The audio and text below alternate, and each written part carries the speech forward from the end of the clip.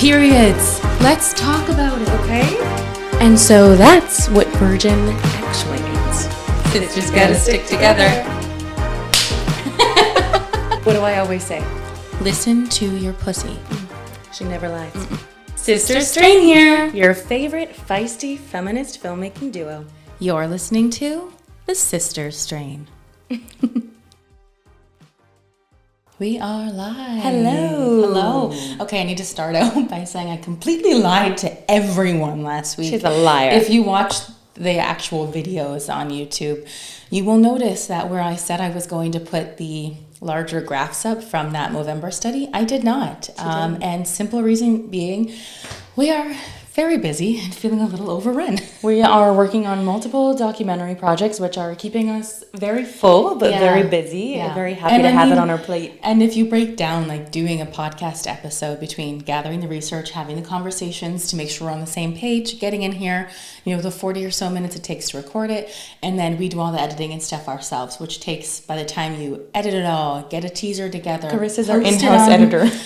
Not by choice, but by monetarily circumstances, we have to. Well, we don't like to discuss any topics unless we've had time to do some reading and consider some research of perspectives outside of our own, which takes time. But all in, probably like at least 6-ish unpaid hours just to put a podcast episode out. We did choose to do video, so we made it a little more difficult. Yeah. Anyway, we are loving the podcast. Yeah, we want to continue, but we need to take a little break while we focus on a very important documentary project we are elbow deep in right now.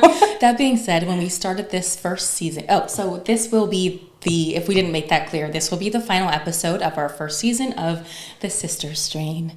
As we stated in our first episode, the first season was going to be a little more personal. We're dipping our toes in, getting a feel for what this is. We've had a couple guests, and it's been a little more focused on, women, just women forward. Self-love, the female compassion. experience, and then, hopefully we can go away between doing more research this summer and also the interviews that we're doing with a lot of different women right now. We'll be able to share a range of experiences and perspectives and bring in some more intersectional and maybe more social justice kind of pieces in next season. We'll likely be back in the fall, but we'll also be working on a podcast series to go along with the documentary project we're doing, which is called This Women's Work, and it's a celebration and highlight of female contributions within our community of Chatham, Kent, sort of a community snapshot of a global concept of just really noticing how much women go above and beyond for their communities. They're kind of the backbone, right? So we'll have a podcast series that'll go along with the 7-part episodes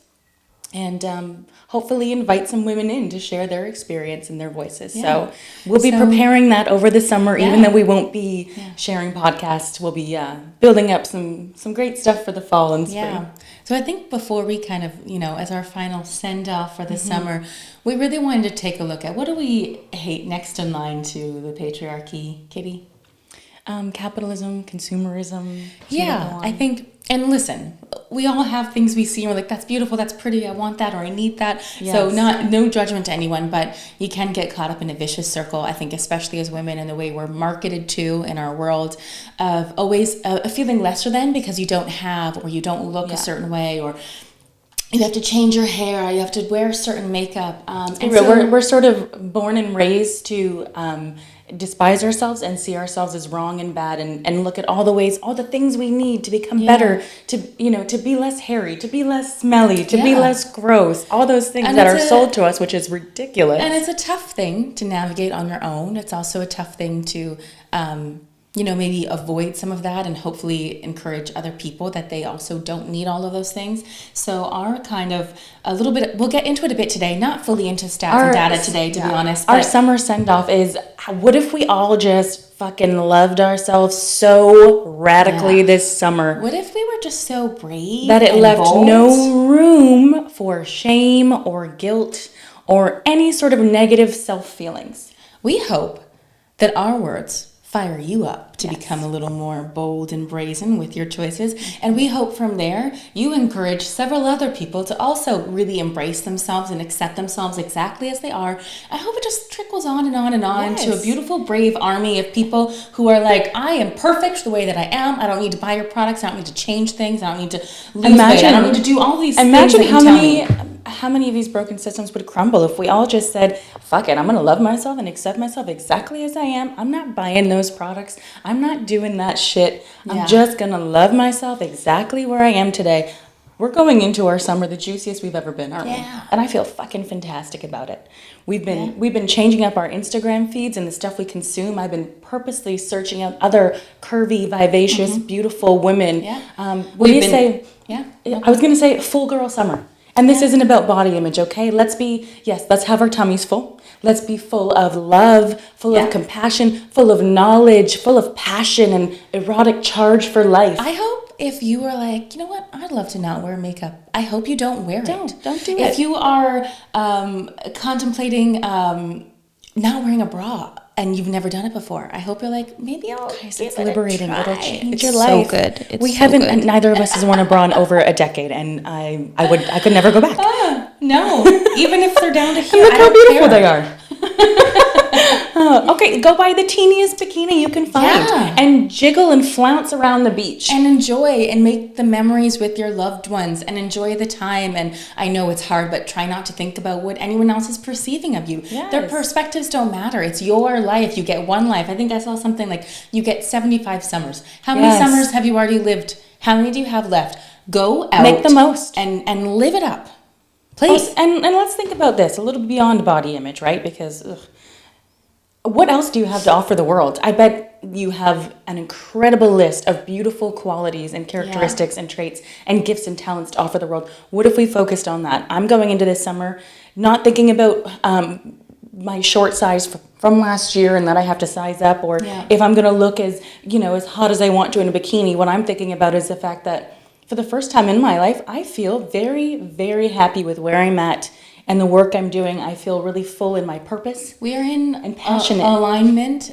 We feel like we finally found our voice. We found what really lights us up and where we want our work to reside. And who we want it to reach in the world, how we want it to reach. And so I can't be concerned necessarily with whether my stomach is as flat as it once was, because I'm so full of new ideas. Like every day in our projects right now, we're learning. I'm hearing from other people's perspectives and I'm learning things and I'm like, how did I never think that? Because it didn't affect me directly, and so I never thought of that concept. Again, I'll say we feel fucking fecund, and I want a fecund girl summer for each and every one of you, or boy summer, either way. Let's all be fucking fecund, full of knowledge and passion and life. And let's think about this. And that's not even saying we're not taking care of ourselves. We still do our workouts 5 days a week. We take evening walks because it's good for mental health and we get creativity. Prioritizing protein, all the things. I'm just not spending my extra time worrying about how many steps I had in a day and tracking my calorie intake. No. Imagine if we spent less time doing that, how much more time would we have to put towards our passions, our hobbies, our families, our creative endeavors, thinking about all the other things going on in the world and the small ways every day that we can contribute to big change. Shut the scales and the apps and the ways aside that are meant to busy your mind so you're not actively living and breathing and being hungry for more knowledge of the experience that's right in front of you. Put those things aside and learn something. Let's learn. I dare you, if you start looking for the love in yourself, if you start looking for your own beauty, you're going to find it. Stop looking for the flaws. Stop looking for the negative. Every day, look at yourself in the mirror. Take yourself in. Compliment yourself. Take her in. Praise her. Because it's not just you. If you're complimentary towards yourself, other people in your life will see it and they'll take notice. Think like children. I think all the time we don't think as women will complain about our body or be upset about ourselves and clothes. It's like our children in our life are seeing that. I'm always mindful when I'm around my niece and nephew.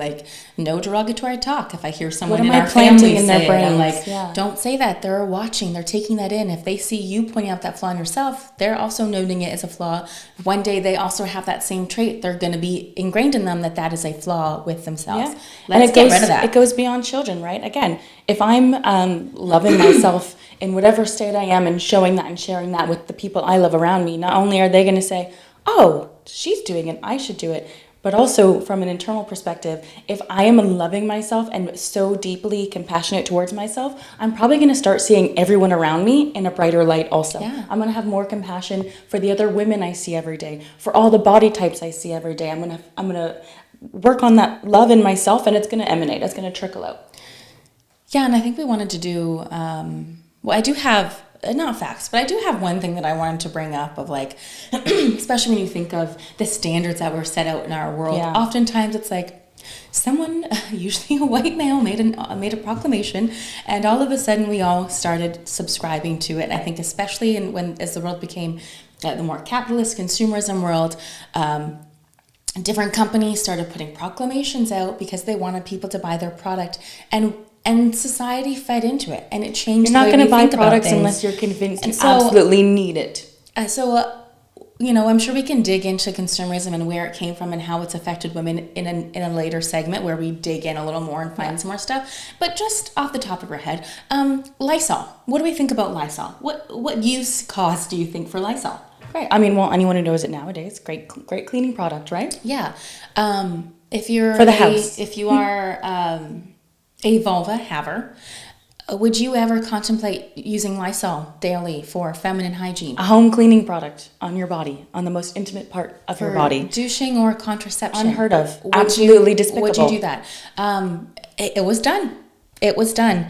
Between 1930 and 1960, Lysol became the top-selling feminine hygiene product for douching. Prior to 1953, they used Cresol, I don't know if that's how to say it, but a phenol compound which caused inflammation, burning, and even death. So they put out these giant campaigns. I do have some photos, and if I remember, I'll put them in. I'm sorry. I feel so bad about last week. Of these ads that came out of being like, I'm not even going to describe them. Again, we'll get into that later. But hundreds of people died from putting Lysol in their vaginas because they were told that their natural scent was so despicable and disgusting. They must do whatever they could. And I would like to point that happened between 1930 and 1960. Okay, but prior to this, by 1911, there were 193 poisonings and 5 deaths from uterine irrigation. Despite this, it was marked as safe and gentle to women and was advertised as to maintain women's feminine, dainty allure. So if that in any way proves to you, please do not just take at face value what you read or what products they're telling you, whether they're safe. Like, no. And also, there ain't nothing wrong with your pussy, okay? No. It's a natural body part. It has an odor. Yes, it's beautiful. Learn to love it, okay? And only surround yourself with people who are loving on it too. Yeah. Otherwise, they don't deserve access to it. And I guarantee if you're loving it and you're confident, like, other people wouldn't even contemplate not being, into it. It's like we kind of set the notion of how people perceive us. Well, I mean, we've all smelt a ball sack, okay? It's not pretty. And they're not making products for that, are they? At the end of the day, it doesn't matter what sex, gender, what background you are. We're human beings. Living creatures who are working and thriving and living. Yes, bodily sense come about, and that is totally natural and normal, and we should not be putting things on to block or poison ourselves in order to smell a certain way. And that's just one little example, right? For women, a lot of other things is makeup, right? Yeah. Me and Chris have chosen this year specifically. We've never really loved it, but this year we're going makeup free. You know what? Because it irritates my skin. I don't enjoy it. I do want to tell a story. Yeah, go ahead. Hey, you have the microphone. I have the microphone. So they'll listen to everything you have to say. And I will say this was one of the reasons why we decided to do the podcast in the first place and why we decided to also have a Substack. And I know our Substack has mostly just been our podcast postings right now. We do hope to do more writing there. Again, we are so swamped with our work. But we want to have it there so when we feel called to action to sit down and write an essay, we have somewhere to put it. Because I did that a couple months ago. Maybe a year ago now. It's like November. So. Oh, okay. So in the fall, and I sat down and I wrote this essay. Actually, because you were in Scotland, and I was like, I have no one to put this off to, and so I shooting emails. Sat down and I was writing, and I kept going back in because I was so riled up. I followed this. My partner shared, and I won't need to say names because I don't need to say the name, but an influencer on social media who specifically works in the business world. She's a female and American. She works in the business world, and she kind of talks to people about where to find startups or how to get into investing. And I was like, this is smart information. I can use this, and she's an interesting page. So I followed it. And this fall, she had a video posted that was like, should women wear makeup? Will your profit margins increase if you wear makeup? And I was like, okay, well, this already annoys me, but I'm going to bite. I'm going to watch the video. And I watched it. And she went on to say that, although yes, it's annoying and women have to subscribe to things that men don't have to, that's the way the world is. And so, yes, the data shows that if you wear makeup, then you're like 30% more likely to like increase, or you're able to like increase your yearly intake by like 30% in the business world. And I was so annoyed by this. And then I was like, okay. Do you ever have that where you're just fucking irritated? You're like, I don't even know why exactly. And I thought about it, and I was like, and I was just like, okay, you know what? And I think I was like, actually beside my partner when I was watching it, and I was just like, and I just like was like, okay, no, just put it aside. I'll think about it. And then 2 days later, like not even 2 days later, I'm driving in the car with him, and the radio is playing, and the woman, what do they call it? Not DJ, the radio host. I don't know. The radio host on this station in Toronto was saying that she went to a conference on the weekend. She's like, oh, it's amazing. It's this woman, and she speaks to other women about the world of business and how to be successful. And I was like, and it was this woman, and I was like, oh my God! And it came back up on me, and I'm like, she's speaking. She has a platform where people. She has a position of power and influence, and people are watching her, and women are watching her, and listening to every word and taking it. And what are they being told? Yeah. That they have to do something particular in order to be successful in the business world. And what is that thing? Play patriarchy. Play into patriarchy and wear makeup. And I was riled up, and I said it to my partner, and I was like, oh, and he was like, and he didn't quite get it, and because I said to him,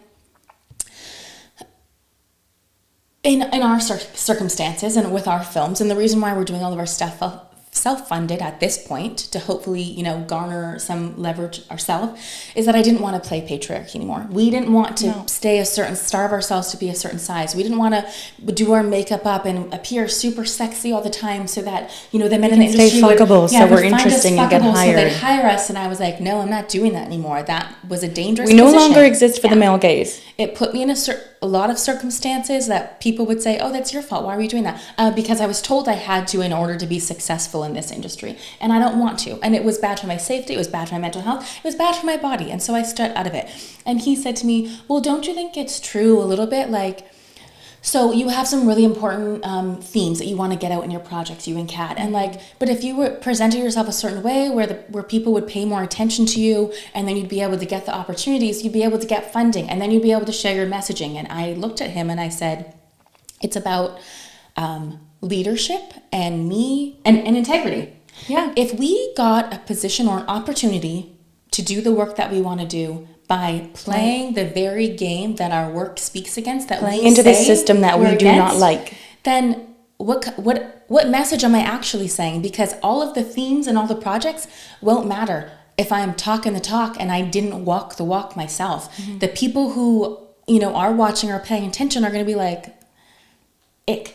You know? And we have to remember that this person who is lauding this message was a white woman.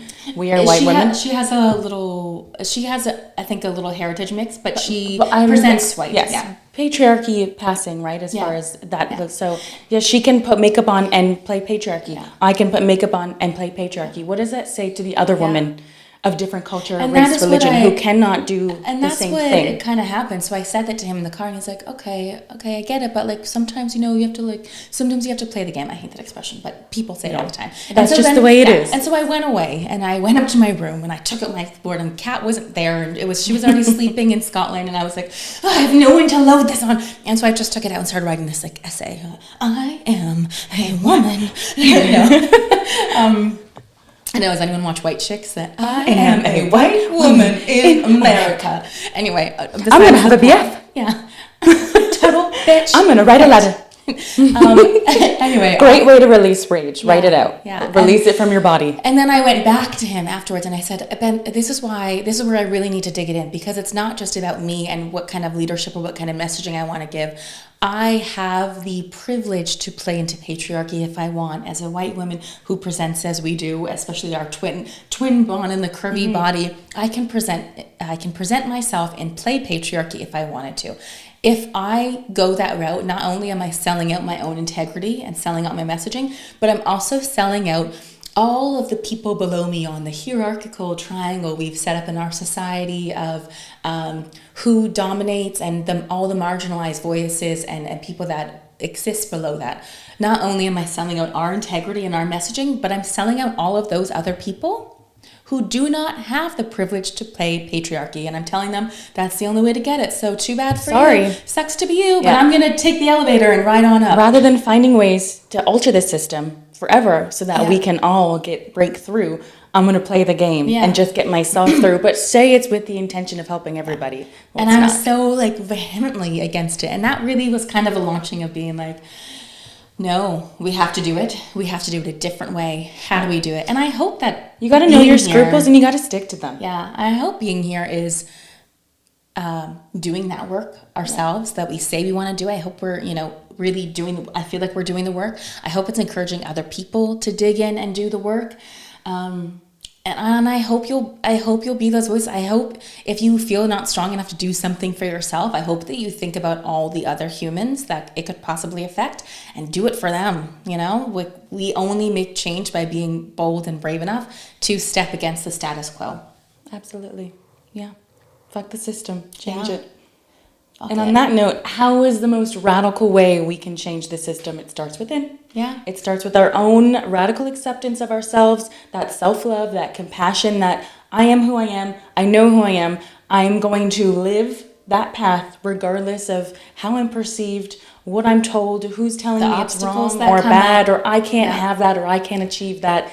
It starts from within with self-love. And so we want to just reiterate a nice summer reading list. If you've got time on your hand, you're lounging by the pool, you're on vacation. And we've already talked about some of these books, but just to go in, again, hopefully next season or in the future, we can dig deeper into sharing perspectives outside of yourself and the intersectionalities of our world and all the causes that we need to be fighting for. But for now, it's focused on inward. It's focused on the female experience. And these are great books to learn more about yourself, to learn more about the physical anatomy of your body.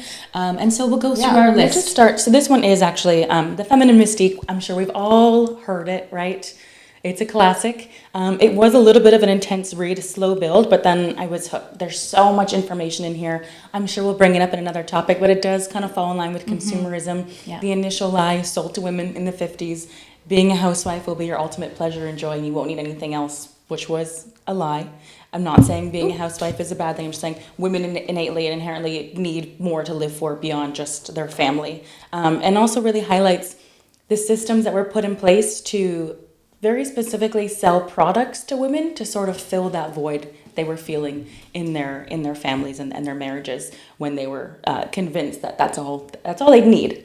Right, so a long read, but very important, especially if you want to dig into that topic and figure out where do these feelings of inadequacy and come from as a woman? Yeah.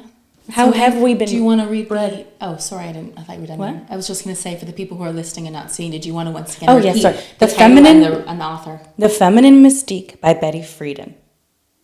Yeah. And this is a classic. It's an oldie, but a goodie. It lives on. It's just good to know where the systems were built. Yeah. And then we have our favorite that we've talked about many times that appears in our film. Yes. Pussy. A Reclamation by Regina Thomashauer. And every time we're like, I know, we're like, I don't know, we should look it up. Mama Gina. Mama Gina on Instagram. Yeah, you should go follow her. She'll be your daily dose of pleasure, self-pleasure and joy. She actually did a video today about I saw it this morning, and it was the perfect, how radical it is to love ourselves. Yeah. When in a society that tells us everything is wrong with us. That we're smelly, that we're disgusting, that we're too hairy, that we're too much, that we're not enough, all the things. So once again, love yourself. Pussy, a reclamation. Spend the summer reclaiming your pussy power. Yes. I don't know I don't know why I said yes like that either, but it happened and it's done. We're really excited about the book. It's an easy read, okay? And another easy read that we've also discussed. Too many books here. Yeah, so why'd you put it on the pile? Cunt, A Declaration of Independence by Inga Muscio. Another short read, another book about reclaiming all the places and things and ideas we were taught to feel shame and guilt, reclaiming those things and learning to celebrate them and love them. Because if we do, then no one can take that away from us.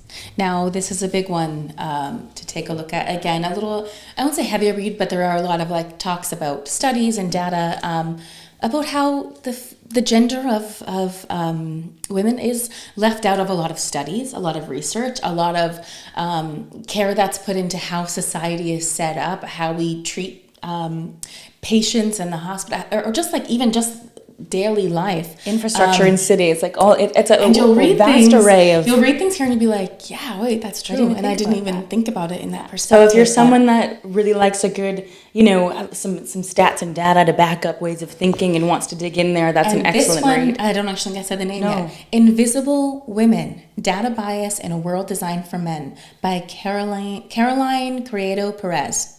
Yes. That's a great one. And then you've heard plenty about this because I've talked about it, I think, in every single episode except today, but here she comes again. Vagina by Naomi Wolf. Okay, it's it'll blow your mind. Again, I didn't even know what I was getting into when we got this book. And it just, so many topics about the neurologic connection women have between their brain and their genitals and how it affects so much of our life, namely our creativity and our passion and our lust for life.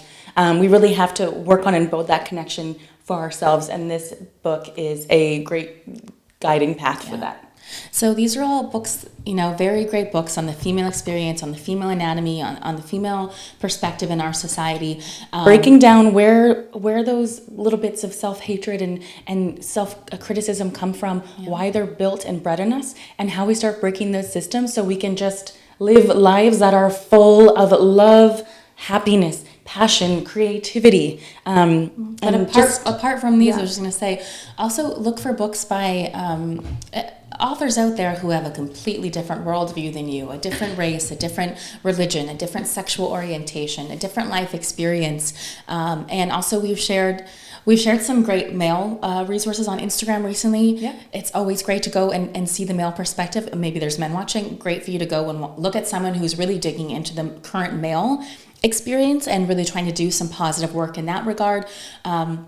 Also diversify your feeds, what you're seeing on Instagram, the people that you're following. What you consume every day. Every day. Don't let the algorithms take control of that. Don't let that choose. You control it. Go look at people who are sharing stories about what's happening in Sudan, what's happening in Congo, what's happening in Palestine, what's happening in America. Like to be up on to learn. Yeah. And then also, if you're going to be on media, find sources of pleasure in it, right? Yeah. Ways to make yourself feel good and happy. If everything you're watching is making you feel shitty and bad about yourself and, terrified about the world, find some places and feeds that lift your positivity, that make you feel good, that boost that pleasure in your life. Find things that are different than you, and then also find representations of yourself. Dig deeper. Find women who look like you. Women who have similar perspectives to you, that you can feel like, oh, there I am. I'm represented. There's other people who are out there who are like on my side, So it's the two coins of it. Yes.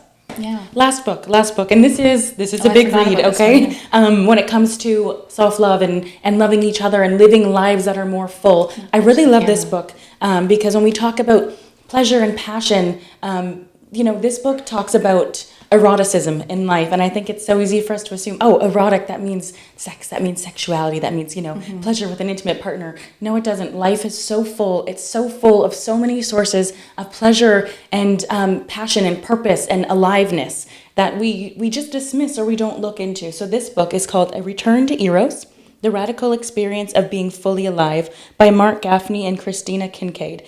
And it did take me a while.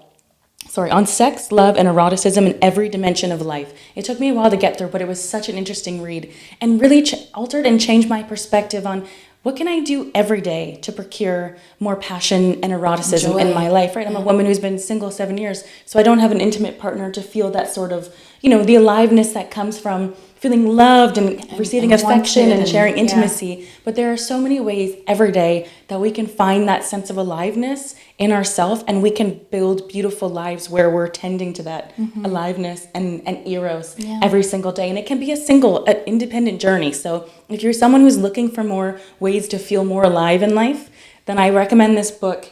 and a great summer read, and it'll just sort of expand your mindset on what erotic charge is and how you can build that in your life. And so that is your summer reading homework. Yes. Also, as we always say, contact@sisterstrain.com if you've got a great book, if you've got a great read, if you're something we've said or done has sparked an idea, or we haven't said it and you want us to be aware of it, send us an email. Tell us some other resources. Or tell us people you think that we should follow. Tell us books you'd love for us to read. While we take this break, if you're like, this is a podcast episode that should be discussed, please write to us. Or if you want to be on an episode of our podcast and talk about a topic that's really important to you, reach out to us. We are definitely open. And as we said, we're going to go away this summer and kind of dig into some other work that we really need to focus on for the broader work that we really want to bring to the world.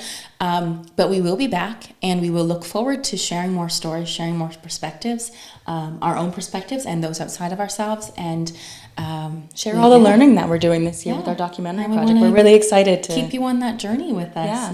And until then, let's all really enjoy a full summer full of self-love and compassion and badassery, freedom, liberation. Go out there, enjoy the fuck out of your summer. I don't care what your body looks like. I don't care what any of the societal norms we're told we're supposed to hide or belittle, or you have to do this or you have to look this way to go and enjoy yourself. No, fuck it. Go enjoy the fuck out of your summer. Yeah. We love you all, and we will look forward to seeing you next season on The Sister Strain. You've been listening to The Sister Strain. If you've got something you'd like to share with us, reach out to us. Contact@sisterstrain.com. Yours in sistership, The Sister Strain.